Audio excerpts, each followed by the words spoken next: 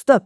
Tu es le gérant d'un hôtel, un hôtel très particulier. Il possède une infinité de chambres et ce soir-là, toutes sont occupées. Un nouveau client arrive, il veut absolument une chambre. Il insiste. Il propose même de payer très cher. Problème, tu n'as pas le droit de mettre qui que ce soit dehors. Alors, comment faire? C'est exactement les principes du célèbre paradoxe mathématique appelé l'hôtel d'Hilbert.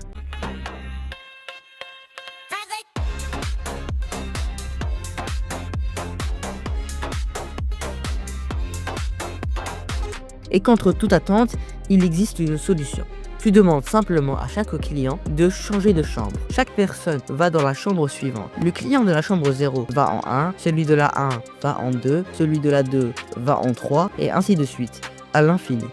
Résultat, toutes les chambres restent occupées, sauf une. La chambre 0 est maintenant libre. Autrement dit, même en ajoutant un client de plus, l'hôtel reste de la même taille.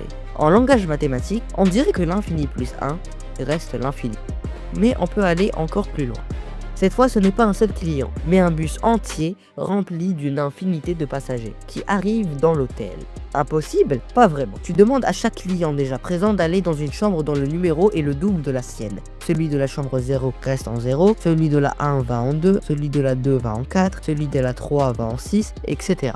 Toutes les chambres paires sont occupées et les chambres impaires sont toutes libres. Et comme il y a une infinité de nombres impairs, il y a une infinité de chambres disponibles pour accueillir tous les passagers du bus. Ici, on ajoute une infinité de nouveaux clients sans jamais manquer de place. Comme si l'infini plus l'infini donnait toujours le même infini. Et ce n'est toujours pas fini. On pourrait imaginer un nombre infini de bus, chacun contenant une infinité de passagers.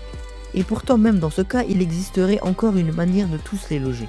Là, c'est encore plus troublant. Une infinité multipliée par une infinité ne dépassera jamais l'infini. C'est ça la magie et le vertige de l'infini. Un monde où même quand tout est plein, il reste toujours de la place.